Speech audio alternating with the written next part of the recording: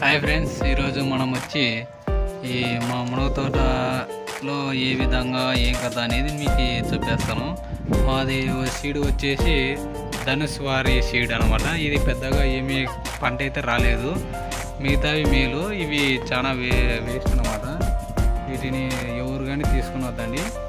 ఇది సీడు పెద్దగా కాపు అయితే రావడం లేదు మాకి, అందుకని నేను చెప్తున్నాను అనమాట. మీ బాగా మంచి సీడ్ వచ్చేసి కంపెనీలు వచ్చేసి PKM1 కానీ PKM2 కానీ ఇంకా అదేవిధంగా వచ్చేసి అలిగిరి సాయి మునగ కానీ అవి బాగా బెస్ట్ అనమాట. మీరు ఇప్పటికే తెలిసిపోయింది, మీకు వచ్చేసి టైటిల్ చూసి మీరందరూ బాగా మునగలో మంచి పంట వస్తుంది అనుకుంటారు. కంపల్సరీగా మునగ అయితే మంచి పంట అనమాట. అది కానీ మనము సీడ్ని బట్టి మంచి పంట వస్తుంది అనమాట. ఇది మొత్తం వచ్చేసి 10,000లోనే అయిపోతుంది అనమాట. ఎకరా వచ్చేసి కోసే ఖర్చు ఏమీ ఉండదు కాబట్టి మనమే కోసుకుంటూ ఉంటాం కాబట్టి కూలీలు అవసరం లేదనమాట దీనికి. కాబట్టి ఇది చాలా తక్కువ పెట్టుబడితో వస్తుంది అనమాట. వీటికి మందులు పెద్దగా ఏం అవసరం లేదు, ఓన్లీ మోనోకోటర్పాస్ అష్టాపత్ అనేసి మిగతా ఏది కొట్టకూడదు. ఏది కొట్టినా కానీ ఈ పూత అనేది వాడిపోతుంది అనమాట.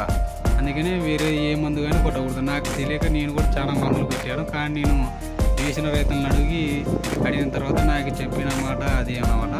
మునగలో మెయిన్ వచ్చేసి మోనో అష్టాపు వేప ఉన్నాయి, వాటిని తప్పనేసి మిగతా ఏది కొట్టినా కానీ ఇది కింద పోతే ఎండిపోతుంది అనమాట. చాలా సెన్సిటివ్ అనమాట. ఇది కొమ్మ కూడా ఇరిపోయింది కదా, అంత సెన్సిటివ్ అనమాట. దీనికి మందులు కూడా ఎక్కువ అవసరం లేదు.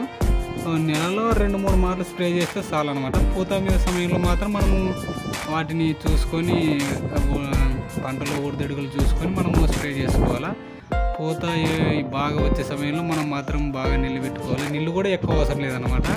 నీళ్ళు తడి ఆరనిచ్చి పెట్టుకోవాలన్నమాట. 10 రోజుల గోపారా లేకుంటే 15 రోజుల గోపారా మీ నేలని బట్టి మీరు నీళ్ళు పెట్టుకోవాలన్నమాట. దానికని మీరు చూసుకొని పెట్టుకోండి. మునగ అయితే రైతులకి బెస్ట్ అనమాట. మంచి పంటనిచ్చే